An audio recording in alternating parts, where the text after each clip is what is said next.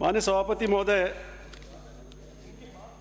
मैं राजस्थान के विश्वविद्यालयों की विधियां संशोधन विधेयक 2025, जिसमें कुलपति की जगह कुल गुरु शब्द का प्रतिस्थापन किया गया, इसके संबंध में चर्चा करना चाहता हूं। मैं तो आपके माध्यम से माननीय उच्च शिक्षा मंत्री जी से यही पूछना चाहूंगा और ये बताने का कष्ट करें जब रिप्लाई करें कि कुल गुरु और कुलपति में अंतर क्या होता है, क्यों इसको लाया गया। आप खुद कह रहे हैं इसको कि the vice chancellor is the principal executive and academic officer in the state funded university of Rajasthan, looking to the existence of the guru shishya परंपरा in India since ancient times. The state government has decided to change the nomenclature of vice chancellor and pro vice chancellor in the Hindi version of such universities from Kulpati to Prit Kulpati to Kul Guru to and Prit Kul Guru respectively. तो मुझे बता दीजिए कि vice chancellor तो is the principal executive and academic officer, तो कुल गुरु क्या होगा? वो प्रिंसिपल एग्जीक्यूटिव ऑफिसर होगा, सीईओ होगा या नहीं होगा? एक तो मैं आपसे पूछना चाहता हूं। दूसरा मैं पूछना चाहता हूं कि आपने कुलपति को, फिर कुलपति को वाइस चांसलर और प्रो वाइस चांसलर को तो चेंज कर दिया, कुलाधिपति का क्या होगा जिसको आप चांसलर कहते हैं? तो उसको भी कोई शब्द ढूंढते कि कुल गुरु कहेंगे या कुलुओं का गुरु कहेंगे, क्या कहेंगे? इसमें कहीं उल्लेख नहीं है। तो मैं समझता हूं कहीं ना कहीं ये लैप्स हुआ है। अधिकारियों ने आपके कहने पर कुछ कर दिया लेकिन एक्सरसाइज नहीं की कि भाई कुल गुरु, कुलपति, कुलाधिपति। तो कुलाधिपति को तो आप कुलाधिपति कहना चाह रहे हो, चांसलर जो महामहिम राज्यपाल होते हैं। तो फिर क्या दिक्कत है कि कुलपति को, कुलगुरु को कुलपति कह दीजिए? तो एक बेसिक जो अंतर है कि कुलाधिपति का इसमें कहीं जिक्र नहीं है। अरे यार सुन लो यार मेरी बात, मेरे को बोलने दो। आप वहां से बैठे कोई बेकारी बात करते हो, समझ ले, मेरे से बहस कर लेना बाहर ना बोले कोई बैठे। कुलाधिपति बिराजे मानिए, बिराजे मानिए, आप बिराजे। चांसलर एक अधिकारियों ने ये किया। असल में बात ये है कि अधिकारियों के कहने से ये सरकार। आप बिराजे, बिराजे। तो एक कुलाधिपति का इसमें कहीं जिक्र नहीं है, जो महामहिम गवर्नर बाय एक्स ऑफिसो कुलाधिपति बोलते हैं और एक्ट में ये प्रावधान है, उनको कुलाधिपति कहा जाता है, ये तो आप भी जानते हैं। फिर आपने कहा है केवल हिंदी वर्जन में चेंज कर रहे हो आप, एक जो संशोधन लेके आए हो हिंदी वर्जन चेंज कर रहे हो आप कि हम कुल गुरु कुलपति की जगह और प्रो वाइस जो है और प्रित कुलपति जो लिखा हुआ है उसको प्रित कुल गुरु कराएंगे। भाई इंग्लिश वर्जन का क्या होगा? इसमें यह भी नहीं लिखा हुआ है कि भाई इंग्लिश वर्जन नहीं, हिंदी वर्जन ही माना जाएगा। नंबर 1। नंबर 2 हो गया। नंबर 3 मैं पूछना चाहता हूं कि कहीं भी इस देश में, कहीं भी किसी भी विश्वविद्यालय में जो यूजीसी से एक्ट के द्वारा संचालित होते हैं, जिनका 2F में एफिलिएशन हुआ है, कहीं गुरुकुल शब्द है क्या? इसका भी मैं जवाब चाहूंगा।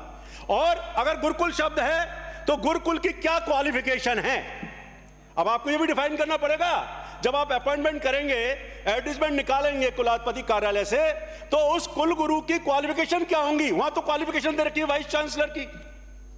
तो कुल गुरु की क्वालिफिकेशन आपके वैदिक परंपरा के अनुसार, जो साहित्य संस्कृति विरासत की बात करते हैं अपन, तो कुल गुरु की भी इसमें क्वालिफिकेशन जोड़िए कि वो संत होगा, क्वालिफाइड संत होगा, उसी को कुलगुरु बनाया जाएगा।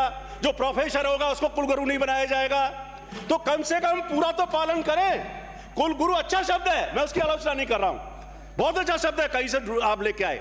आपने जिस इंडियन एंशिएंट की बात करी थी, कुलगुरु का एक और कर लेना, आप दिखवा लेना।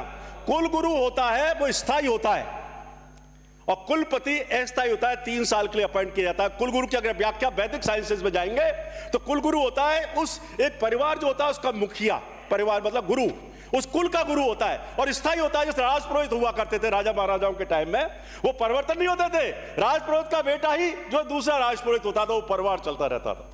हमने वो चीज तो ले ली, तो इसको भी देखने की जरूरत है कि हम चीजों को करें, अच्छा करें, इससे जो कंफ्यूजन पैदा हो। अब एक तरफ बड़ा अच्छा अजीब लगेगा, कुलाधिपति को तो अपन चांसलर बोल रहे हैं और इनको हम बोलेंगे वहां गुरुकुलु, क्या कुल गुरु और प्रित कुल गुरु। अब प्रित कुल गुरु कहने में, प्रोनाउंसिएशन में ही बड़ी दिक्कतें होंगी। तो ये के पीछे दूसरी चीज मैं कहना चाहूंगा, मानिए सभापति महोदय आपके माध्यम से, अच्छा होता आप एक विधेयक लेके आए, बिल लेके आए कि विश्वविद्यालयों का जो सिस्टम है वाइस चांसलर्स वाला, आप सब जानते हैं, चाहे ये पक्ष हो कोई भी हो, इनकी जो कारगुजारियां हैं, कार्यप्रणालियां, उनके ऊपर भी कोई सुधार के लिए लाते। और मैं आपको सजेस्ट करूंगा कि रिफॉर्म्स कमीशन या reforms in higher education, technical education, professional education पे आप बनाएं, जिससे कि जो स्थितियां हो रही हैं, अब आप जानते हैं क्या कहें, पहले भी हुआ ये, जो कुलाधिपति आते हैं वो अपने साथ वाइस चांसलर लेके आते हैं। इसको चेंज करिए, एक संशोधन लेके आइए कि on the advice of the state government, not in consultation with the government, इसको करिए। नहीं तो राजस्थान के हमारे शिक्षाविद तरसते रहेंगे वाइस चांसलर बनने के लिए। ये मैं फैक्ट कह रहा हूं, ये बात राजस्थान के राज्य के हितों का है। मेरिट के आधार पर बनाइए, कौन मना करता है? मेरिट वाले यहां मेरिटोरियस लोगों की कमी नहीं है, चाहे मेडिकल का फील्ड हो, टेक्निकल एजुकेशन का फील्ड हो, हायर एजुकेशन का फील्ड हो। राजस्थान के लोग नाम कर रहे हैं दुनिया में, आप जाइए तो क्या कारण है कि राजस्थान के लोग कुलपति नहीं बन सकते? इसको भी सोचिए। तो इसके लिए भी अगली बार इसका संशोधन लेके आइए। मैं कहना चाहूंगा ये बहुत जरूरी है। एक शिक्षक रहा हूं, कॉलेज शिक्षक रहा हूं, इसलिए मैं जानता हूं इनके सिस्टम को कि what is going on the university.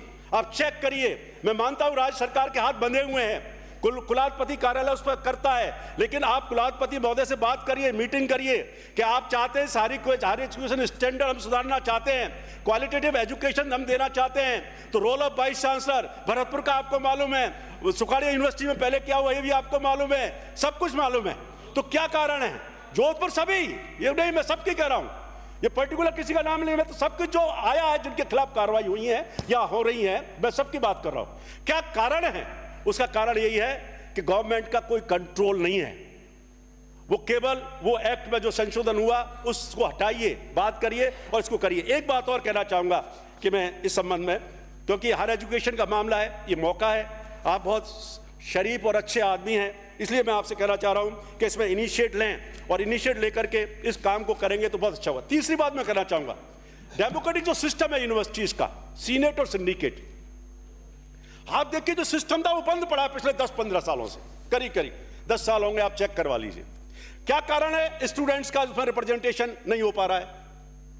क्या कारण है? सिंडिकेट में स्टूडेंट्स नहीं आ पा रहे हैं। मैं चुनावों की बात नहीं कर रहा हूं, चुनाव आप कराएं मत कराएं वो एक अलग इशू आपका विषय सरकार का, पर मैं कर रहा हूं उनका जो डेमोक्रेटिक रिप्रेजेंटेशन है उसकी वजह से इन पर नकेल कसने नहीं हो पाती है, नकेल नहीं कस पाते हम लोग। इसको सोचिए। और जो रोल है आप खुद कर लीजिए स्टडी और बुला लीजिए वाइस चांसलर्स को, वो सरकार को तो कोई क्या कहूं कह नहीं सकता है, आप खुद जानते हैं अच्छी तरह।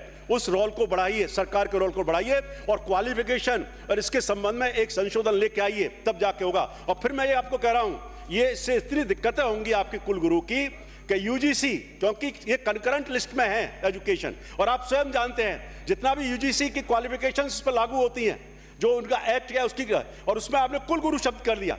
कहीं यूजीसी से भी कंसल्ट कर लीजिए कि भाई हम ऐसा कर रहे हैं, कहीं ऐसा नहीं हो कहीं कोई लोग हाई कोर्ट में जाए, सुप्रीम कोर्ट जाए, उसको नल एंड वॉइड करवा दें, करिए। और उस चौथा ये मैं कहना चाहूंगा, कुलगुरु, कुलपति जो होता है, कुलपति, अब यूनिवर्सिटीज रेजिडेंशियल यूनिवर्सिटीज तो है नहीं, एफिलेटिंग यूनिवर्सिटीज आप भी जानते हो, और कुलगुरु होता है एक कैंपस, केवल जो वहां गुरुकुल चलता है उसका कुलगुरु होता है, एक कैंपस होता है पर्टिकुलर, चाहे वो 10 बीघे का हो जाए, 50 बीघे का हो जाए। और कुलपति जो होता है उसके 500 कॉलेजेस एफिलेटिंग होते हैं वाइस चांसलर के अधीन। तो वो कुलगुरु कैसे भूमिका निभा पाएगा, ये मेरे समझ में नहीं आता है कि वाइस चांसलर को कुलगुरु कहने से क्या वो कुलगुरु हो जाएगा? मैं नहीं समझता हूं नहीं हो पाएगा। आप इस पर देखिए कि केवल इसलिए नहीं, अच्छी बात है आपने वैदिक इसमें दिया, इंडियन एंशिएंट टाइम होता, वो इंडियन एंशिएंट टाइम में था, ग्रुप होता था 10 का, 50 का, 100 लोगों का। और उस गुरुकुल में कौन पढ़ते थे आपको मालूम है? कौन लोग पढ़ते थे? किसी गरीब का बच्चा पढ़ता था? किसी दलित का बच्चा उस गुरुकुल में जा पाता था क्या?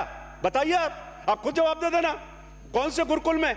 बहुत सेलेक्टेड होंगे, एक आध गुरुकुल ऐसा होगा जिसमें गरीब दलित का बच्चा जा पाता होगा। वो तो सेलेक्ट लोगों के लिए था, एलिट क्लास के लोगों के लिए था गुरुकुल, तो कहीं भी देख लो आप। तो मेरा आपसे कहना है कि गुरुकुल जो शब्द है वो वास्तव में एक अलग है।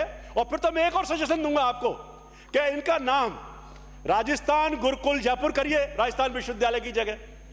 जोधपुर का है जयनारायण व्यास विश्वविद्यालय, उसको करिए जयनारायण व्यास गुरुकुल जोधपुर। राजस्थान तकनीकी विश्वविद्यालय, इसको करिए राजस्थान तकनीकी कुलगुरु कोटा करिए, क्या दिक्कत है? तो उनका नाम भी कुलगुरु कर दो ना, तो बढ़िया रहेगा भाई। गुरुकुल है, हम गुरुकुल विश्वविद्यालय बना रहे हैं, गुरुकुल कॉलेजेस बना रहे हैं, उसका नाम करिए। इसको सोचने की जरूरत है। आज एक तरफ हम जा रहे हैं, विश्व शक्ति कहलाना चाहते हैं, जहां सब तरह की एजुकेशन, हायर टेक्निकल रिसर्च और क्या क्या नए नए स्पेस एजुकेशन, एआई की बात कर रहे हैं, और हम केवल एक शब्द का यूज करके ये देना चाह रहे हैं कि आप इसको सोचिए कि कई बार तो ये दिक्कत हो जाएगी, वाइस चांसलर के साइन और होते हैं डिग्री पर, आपने देखा होगा, आप खुद जानते हैं, पीएचडी आप भी हैं, मैं भी पीएचडी हूं, उस पर सिग्नेचर होते हैं डिग्री पे, तो वो कुलगुरु लिखेगा, और बाहर जाएगी ना वो जब डिग्री कहीं फॉरेन यूनिवर्सिटीज में, तो वो समझेंगे कि भाई गुरुकुल क्या है। तो इसको भी थोड़ा सोचने की जरूरत है।